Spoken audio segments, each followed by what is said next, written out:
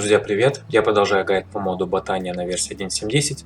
Сегодня поговорим про эльфийские цветы.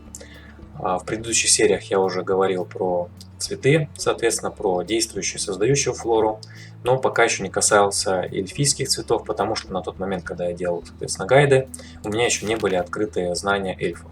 Теперь, соответственно, если мы откроем вот эти вот разделы, там создающую, действующую флору, мы увидим таким еще зелененьким подсвеченные новые растения, да, которые мы, соответственно, получили из эльфийских знаний. Давайте их рассмотрим, что-нибудь, может быть, полезное для себя мы найдем. Так, их не так уж и много, соответственно, из создающей флоры, то есть той флоры, которая создает ману.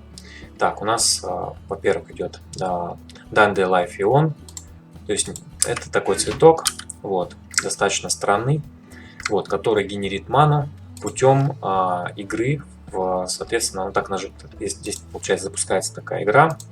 Сейчас скажу название. Так, где она тут упоминается? Да, вот она.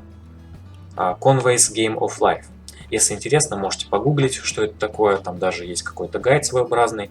Вот, но игра достаточно сложная. Вот, если вам интересно, я могу, конечно, попробовать отдельное видео снять. Напишите в комментариях. Вот, но там достаточно большое видео получится. Я думаю, надо будет в этом разбираться. Вот, ну, достаточно такая специфическая штука, но даже так в описании, если почитать, да, там говорит, что это достаточно такая crazy штука. Вот. Дальше, соответственно, Рафлозия, как Рафлофзия, что-то типа того. И вот этот цветок тоже достаточно странный. Ну, тут почти все цветы, на самом деле, эльфийские странные. Вот этот конкретно цветок, он будет производить ману путем поглощения других цветков в определенном радиусе. То есть, пожалуйста, ставим, например, себе водогортензию, и он поглощает. Причем, судя по описанию, он лучше генерит ману, если потребляет разные цветки. То есть, если он потребляет, например, гортензию там, первый раз, он производит одно количество маны, если во второй уже меньше и так далее. То есть, ему желательно давать различные. Ну, я сомневаюсь, что вы будете им пользоваться, но вдруг. Так, следующая создающая у нас флора. Это Spectrolus. Он, соответственно, создает ману. Вот у меня уже здесь выставлен, кстати, можно было вот там ставить. Он создает ману путем поглощения шерсти. Причем производит он ману только в том случае, если мы шерсть подаем разного цвета в определенном порядке. Именно, соответственно, как они у нас вот здесь вот да? Шерсть вот белая, оранжевая и так далее. Вот, то есть если мы сейчас кинем белую шерсть, так, он поглотил и произвел ману. Кидаем оранжевую, тоже кидаем, соответственно, поглотил. Если мы какую-то другую кидаем, соответственно, это обязательно должна быть у нас, вот сейчас правым кликом нажимаем, да, пурпурная шерсть. Если мы кидаем другую, он ману не произведет. Вот, ну, это такое для извращенных любителей, наверное, да, если вам как бы скучно в ботании, то, пожалуйста, сделайте себе там автоматизацию под подачи именно конкретных цветов шерсти по порядку, вот, чтобы получать ману. Но вообще это довольно интересно, то есть если у вас, например, есть мобоферма овцы, да, с них большой достаточно выход шерсти идет, и почему бы такое не попробовать. Вот, поэтому, ребята, задумайтесь, может быть, это получится, интересная штука какая-нибудь такая. Так, дальше еще более странный цветок, называется Кикиморус, и по идее он должен производить ману, потребляя тортики. Но почему-то он этого не делает. Может быть, я, конечно, как-то неправильно подключал его, но как-то даже в описании сказано, что... Так, где там про него? Что... Сейчас... Mana from Cake. Ну да, он не потребляет. Тут в описании даже где-то я читал, что... Да, это цветок ложь. Может быть, это просто розыгрыш какой-то, я не знаю. Напишите, пожалуйста, в комментариях, если вы знаете, как им пользоваться. Потому что у меня не получилось, он тортик не хочет есть. Так, ну еще я здесь хотел упомянуть, соответственно, про то, что вот эти все цветы, в принципе, да, мы вообще и мистические, и вот эти вот создающие, действующую флору мы можем поместить на такой вот островок. Вот. Для того, чтобы это сделать, нам, соответственно, нужен сам цветок, любой, да, который мы хотим поместить на остров, летающий, парящий. Нам потребуется луговое семя и обычная земля. Луговое семя крафтится, соответственно, опять же, просто из маны, да, когда кидаем бассейн с маны, обычно высокую траву. То есть нарубили такую высокую траву, кидаем, получаем такие луговые семя. А дальше можем такие вот парящие островки себе крафтить. В чем удобство? Удобство заключается в том, что вот нам, допустим, водогортензию нужно посадить на траву, да? А тут у нас, например, какой-нибудь булыжник. И мы не хотим все переделывать там под траву и так далее. Для этого берем, соответственно, просто ставим парящий остров. А еще что удобней? Обратите внимание, кстати, на что свет дает. Ну, это, наверное, светящийся, да, сделан? Ну да, вот. Так, можно вот так вот на несколько этажей, например, ставить. Вообще здорово. Пожалуйста. Очень прикольно. Так, поехали дальше по цветам. Так, это у нас была создающая флора, теперь действующая. То есть вот это создавала у нас ману, а вот это будет потреблять и что-то производить. Так, первая, соответственно, штука. Так, еще здесь сразу тоже такую фишку упомяну. Значит, вот эти вот петайт или петит, как не знаю правильно прочитать. Это уменьшенные версии цветков. То есть здесь прямо в описании сказано, значит, что вот эти функциональные цветки у нас, да, они могут достаточно сильно действовать, да, и потреблять много маны. Если нам это не выгодно, мы можем сделать уменьшенные версии этих цветков, то есть просто кинуть их в бассейн с маной и получить такие вот маленькие уменьшенные версии. То есть у них как бы просто будут эффекты поменьше, и, ну и соответственно расход маны тоже будет меньше. Так, ну и первый цветок, значит, эльфийский действующий, это Bubble. Довольно прикольная штука, например, если вы любите что-то строить под водой. Сейчас поймете почему. Так, давайте я на бассейн сперва и сюда вот этот Bubble. Смотрите, что он делает. Он в радиусе 11 блоков убирает воду. Очень круто. Там, не знаю, например, вы что-то какую-то постройку делаете, раз поставили его, там маны снабдили и все. Но фишка в том, что если вы уберете или уберете подпитку маны, да, то вода вернется. Но это реально вот здорово, если вы занимаетесь какими-то постройками подводными, да. То есть убрали воду, построили что-то и вернули воду. Вообще классная штука, мне нравится. Так, едем дальше. Так, а дальше у нас такая штука называется спектразиум. Как-то так, кажется, я прочитал. Надеюсь, правильно. Так, а эта штука у нас умеет телепортировать предметы. Так, значит, для начала ее нужно запрограммировать. Shift правый клик в режиме привязки. Так, попробуем. Получилось или нет? Сейчас еще раз. Shift правый клик. Shift правый клик. Ну, попробуем. Давайте кинем, например, цветок. Да, вот. То есть Shift правый клик вот с посохом, да, мы настраиваем на какой-то определенный блок на телепортацию. Вот. Ну, достаточно странная вещь, да, особенно если вы играете на каких-то технических сборках, где есть там трубы и так далее. Вот, с транспортировкой предметов нет проблем. Но знаете, чем мне показалось удобно? Это удобно, например, если где-то разбросаны предметы. Это можно собрать в одну кучку, например. Вот так вот. С этой точки зрения может быть полезно, мне кажется. Так. Значит, следующее у нас лутюльпан. Очень классная вещь. Вообще бомба.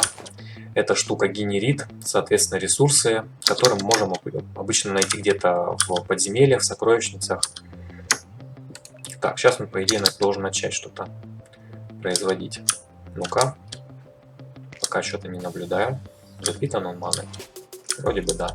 Это у меня прям... Почему у меня в руках оказался? Вот иридиум шарды, это как раз которые мы можем найти в пещерах. Ну вот, он как-то их просто разбрасывает так далеко. Вот что-то еще он тут кинул. Иридий. Ну это просто офигеть, да? Но не спешите радоваться, ребят. Дело в том, что на серверах, как правило, эта штука запрещена. И у нас на той сборке, на которой я играю, он точно запрещен. Это прям черным по белому написано на страничке сайта. Вот. А так, конечно, была бы очень крутая вещь. Так, производство иридия и прочих плюшек. Так, мечта Хэйсэй. Значит, мечта Хэйсэй враждебных мобов натравливает друг на друга. Давайте проверим. Так, наверное, лучше сперва. Нет, запитался, да? Так, вот один моб, вот другой. Вот. Почему они это сделали? Потому что на них подействовал цветок. То есть они из-за этого цветка стали друг другу врагами. Вот. Ну, то есть можно как-то, не знаю, у себя вокруг базы их посадить, например, если у вас какие-то враждебные мобы спавнятся, они будут друг с другом сражаться, например. С этой точки зрения интересно. Так, ну а теперь, наверное, самый полезный, вообще самый интересный, как минимум, цветок вот из среди эльфийских. Это, соответственно, рудноцвет. И его коллега Аричайт Игнем. Ну, по сути, это тот же самый рудноцвет, но версия для Нижнего мира. Так, давайте, наверное, я сперва версию для Нижнего мира покажу, а потом уже к рудноцвету перейду самому. Так, ну, принцип очень простой. Ману даем, он спавнит, соответственно, руду. Так, сажаю. Так, запитался. Слышите звук, да? Это он производит, соответственно, адокварцевую руду. Причем он, соответственно, использует для этого адский камень.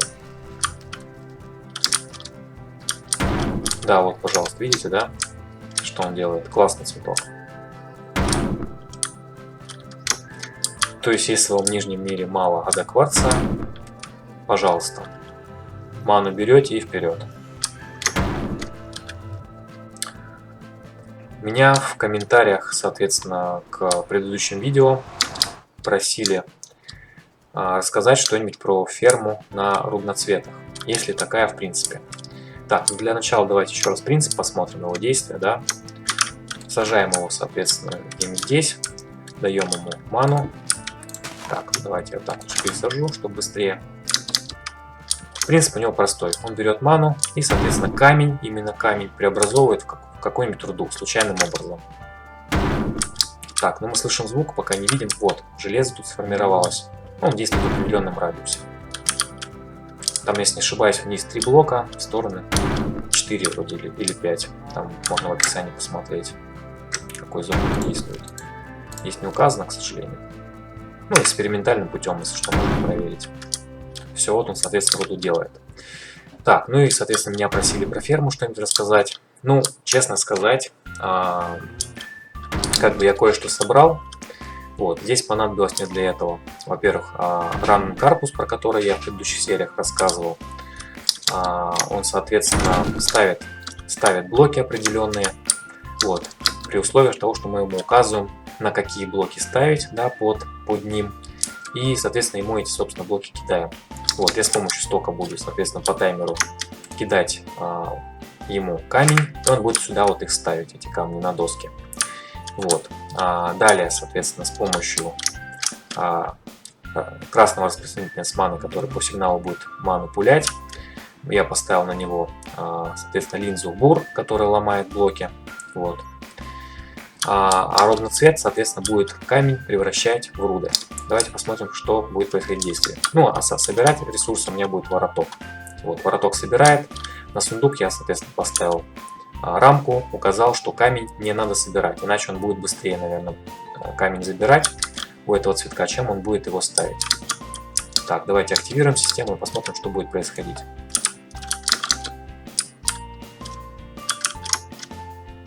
Так, вот я камень даю этому рамнкарпусу, он ставит, соответственно, камень сюда. Так, ну, здесь вот быстрее сработал все-таки распространитель. Даже, наверное, сейчас попробую сделать какой-нибудь таймер, например. Пофиксим, попробуем. Просто 2 разных таймера, да и все. Так, вот здесь такой. Так, пусть он здесь почаще, наверное, делает. Там 1 секунда, здесь так 5 секунд. Как-то ранний карпус не торопится устанавливать. Не знаю, то ли у меня какие-то лаги. Почему он так странно это делает. Давайте задержку просто больше сделаем, там 10 секунд, например. Вот сейчас он успевает хотя бы на вот эти поставить. Но вообще раньше он быстрее работал. Возможно, что-то... Какие-то лаги у меня сейчас на карте, в которой играю. Так, ну сейчас он стал быстрее чуть работать. Давайте я еще самому сундук сделаю, дам расширю, чтобы он побольше накидал.